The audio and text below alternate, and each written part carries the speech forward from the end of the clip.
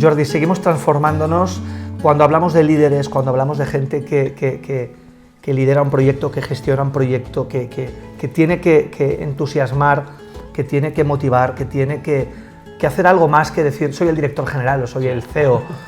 No, el cargo no va en la puerta del despacho, el cargo es algo que tiene que ser legitimado por tu acción diaria, ¿no?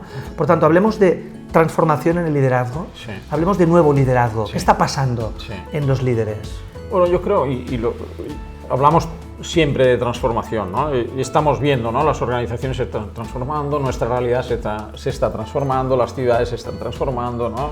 Los ciudadanos se están transformando, los clientes se están... Eso requiere nuevos líderes, ¿no? Nuevos gestores de las organizaciones y de las empresas, ¿no? Y ese liderazgo tiene que ser un liderazgo que algunos le llaman consciente, ¿no? Un liderazgo distinto, con nuevos valores, ¿no? Las empresas se están rompiendo, ¿no? Las estructuras ya no son estructuras jerárquicas, ¿no? Son estructuras más de redes, ¿no? Algunos hablan de redarquía, ¿no? Pues es un poco ese tema. Las nuevas generaciones también que se incorporan a las empresas están acostumbradas a trabajar de manera distinta.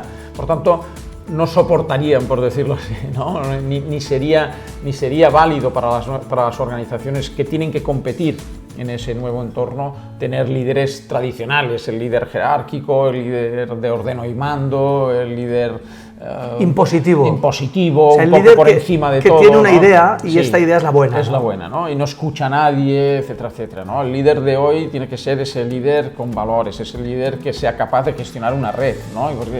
Que sea empático, por decirlo así, ¿no? Que incorpore esa cultura de la innovación, esa cultura incluso del riesgo en la propia organización. No pasa nada si te equivocas.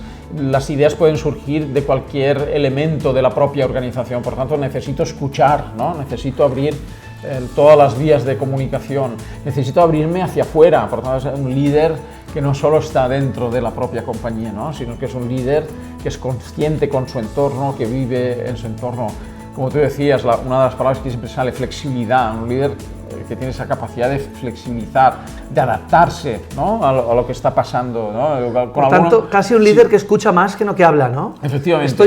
Todo lo que me estás diciendo, estoy viendo a un ser que está escuchando todo el día y después de escuchar mucho, de vez en cuando habla, ¿no? Pero claro, sobre todo habla a través de lo que ha escuchado. De lo que ha escuchado, ¿no? Y cuando habla seguramente sintetiza, ¿no? Por decirlo así, todas esas interacciones que ha tenido, pero también está dispuesto a lo que diga y a lo que cree, ¿no? Al final, pues si es el director general de la empresa, pues al final ha de tomar las decisiones, claro, ¿no? Y al final no puede evitar. Le pagan porque tiene esa responsabilidad. Pero ¿no? Incluso cuando toma esa decisión o cuando comunica pues, la estrategia, etcétera, etcétera, tiene capacidad después para adaptarse y para ver cómo reacciona la gente, cómo reacciona la organización, cómo reacciona el entorno y adaptar, ¿no? De esa capacidad de adaptación y de ser flexible delante de lo que pasa, yo creo que es importante. Y otro de los elementos que hemos dicho es innovación y riesgo, o asumir retos. Lo del riesgo, ¿no? Es importante. Riesgo y reto va junto, ¿no? En ese mundo tan cambiante en el que estamos es difícil, ¿no? Que todo siga una trayectoria muy lineal, ¿no? Por tanto, esa determinación en adaptarse, en flexibilizar, pero a la vez en tener capacidad de innovar, de crear cosas nuevas.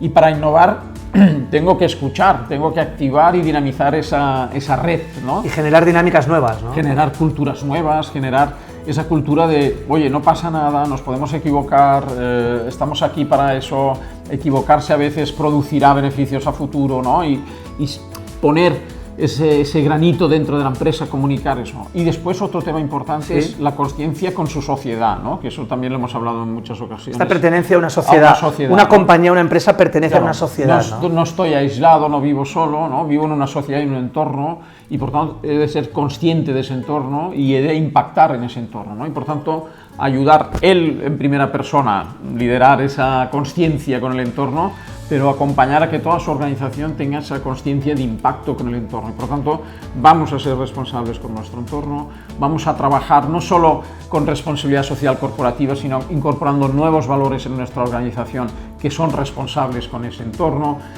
Ese también es un nuevo líder. Sensibilidad, ¿no? Es otra palabra, ¿no? Efectivamente, sensible con su entorno, sensible con las personas, ¿no? Yo creo que ese nuevo liderazgo y aún no vemos muchos, empezamos a ver algunos. Claro, vamos viendo, pero todavía viendo. son maravillosas excepciones, ¿no? Efectivamente, ¿no? Y eso yo creo que ha de ir calando, ¿no? Y además, porque también lo estamos viendo, antes lo comentábamos, ¿no? Las nuevas generaciones Sí. Lo exigen casi, ¿no? No soportan, aunque es una palabra, sí, pero no soportan. No toleran. No toleran, efectivamente, es mejor esa palabra. No toleran, ¿no? esa dinámica jerárquica, etcétera, etcétera. Y estamos viendo mucho talento joven que entra en una organización y que está muy organizada de manera jerárquica y acaba yéndose a otra empresa donde se encuentre más cómodo, donde de la experiencia, ¿no? Los chavales jóvenes hablan mucho de experiencia, ¿no? Mi experiencia, incluso el salario, a veces no es tan importante como la propia experiencia en la organización. Sí. Por tanto, ese líder ha de crear ese entorno de experiencia, ha de tener esas variables que no es solo la retribución, sino a lo mejor los entornos, la flexibilidad laboral, etcétera, etcétera. Es un cambio. Esos salarios intangibles que al final son muy tangibles, ¿no? Efectivamente, ¿no? Y ese líder ha de incorporar o ha de hacer que esa máquina que es su organización funcione hoy de otra manera. Ya de empezar a hacerlo, yo diría ya, es urgente, ¿no? Porque si no, el talento joven y el nuevo talento no va a ir a esas organizaciones. Esas organizaciones no serán atractivas para el nuevo talento. No, a lo mejor lo podrán atraer por determinados talentos, pero durará poco. Durará muy poco, ¿no? Y por tanto, estás condenado, ¿no? Tu propia organización a no tener esa savia joven, ¿no? Y esa savia nueva que es imprescindible. Que es imprescindible para asumir los retos de tu mercado. Cuando hablamos de un líder, hablamos de alguien que incorpora hard skills y soft skills. Sí. Hasta ahora el líder tradicional era alguien que tenía unas buenas hard skills. Sí. Era un buen ingeniero, sí. Era un buen economista, era un buen abogado, era alguien que conocía muy bien lo práctico del oficio, ¿no? Sí. Ahora las soft skills, las habilidades sociales, sí. Son fundamentales para ser un verdadero líder, ¿no? Yo creo, y tú lo has dicho antes, escuchar, ¿no? Eso es comunicar. Saber comunicar muy bien, ¿no? O sea, la capacidad de comunicar, no generar equívocos en la comunicación, de transmitir mensajes muy claros o incluso de visión de la propia empresa. Y muy emocionantes y muy que apetece llevarlos con esa adelante, empatía, ¿no? Con esa empatía con las personas, ¿no? Ese líder que vivía en un despacho encerrado, no, hoy no nos lo podemos permitir, ¿no? Las profesiones. Por tanto, la comunicación, la empatía con las personas, esa capacidad de escucha, esa capacidad de relación, ¿no? con las personas de dentro, pero también con su propio entorno, ¿no? Por esa capacidad de consciencia con el propio entorno. Por tanto, esas soft skills yo creo que empiezan a ser, bueno, algún líder incluso de estos importantes, ¿no? Como el de Facebook o Bill Gates, etcétera, etcétera, no tienen ni estudios, ¿eh? Claro. O no han acabado sus estudios. O sea, lo de las hard skills no incluso es... algunos de ellos dicen, ¿no? Que no es necesario, ¿no? Y lo dicen incluso con un cierto orgullo, ¿no? Aunque yo creo que por las universidades... Todo suma, ¿no? No, yo creo que la formación básica es importante.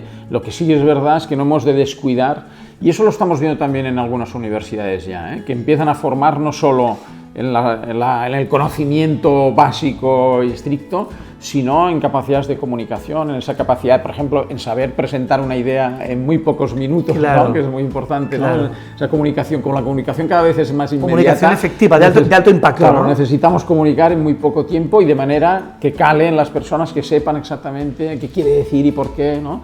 Y esa capacidad de relación, ¿no? Esa capacidad de saber relacionarse con las personas, de escucharlas, de saber, ¿no? de pulsar, ¿no? Es un líder que también pulsa qué está pasando en mi entorno, qué está pasando en mi organización, y es capaz de traducirlo en una visión, en una estrategia, en un abordaje del mercado distinto.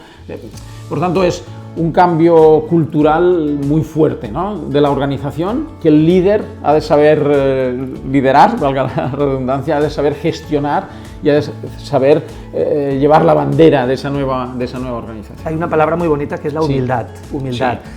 Sí. Simon Sinek, un gran autor, dice que los líderes comen al final, que el líder humilde, ¿no? El líder humilde es el líder que escucha más, que no habla, ¿no? Efectivamente. No, y lo hemos visto, ¿eh? Hay muchos líderes hoy, ¿no? Un ejemplo, el que yo tengo más cercano, el que es el Satya de Microsoft, no sé si alguien ha tenido oportunidad de verlo en algún vídeo. Hace muchísimos vídeos, habla muchísimo. Es una de las personas... Humildad extrema, ¿eh? Extrema, ¿eh? Incluso algunos de sus directivos que conozco tienen esa personalidad de tener esa actitud de yo he de conocer más cosas, no lo conozco todo, ¿no? Que no es el líder de antes, yo lo sé todo y lo voy a hacer todo, y por eso escuchan mucho, tiene una capacidad extraordinaria de escucha, ¿no? Es decir, bueno, como no lo sé todo y seguramente tú sabrás algunas cosas que yo no sé, voy a escuchar lo que me dices, por tanto esa capacidad de humildad, de estar detrás, no soy el gran mecenas, incluso eso se ve en la manera de vestir, ¿verdad que sí? En la manera en la actitud física, incluso incluso en el gesto, sí. en los gestos, ¿no? Sí. Por ejemplo, si te fijas, y aunque también es un cierto estereotipo, ¿no? Pero como Steve Jobs o otros, ¿no? Visten con un polo y un pantalón y unos tejanos, tejano, muchas veces unas un bambas. vaquero y unas bambas, ¿no? Porque es un poco esa actitud, ¿no? Nosotros somos como tú, yo soy como tú y a lo mejor fui un ingeniero y he llegado a más, pero estoy aquí para liderar esta organización contigo, no soy más no que sobre tú, ti, no sobre ti, sino sino contigo, ¿no? Y quiero, igual que yo quiero impactar, quiero que tú también impactes, ¿no? Y impactes en tu sociedad, impactes en tu compañía y juguemos juntos a liderar esta compañía. Suena a transformación humanista, ¿eh? Sí. Tiene mucho de humanismo, de nuevo humanismo, sí, ¿no? Y de esa persona muy humana, ¿no? Incluso filosófica, ¿no? De pensamiento, reflexiva, ¿no?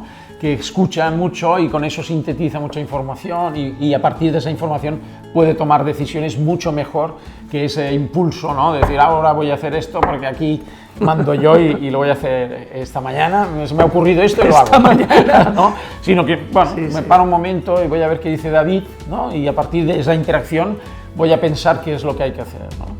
Seguimos transformándonos. Gracias, David.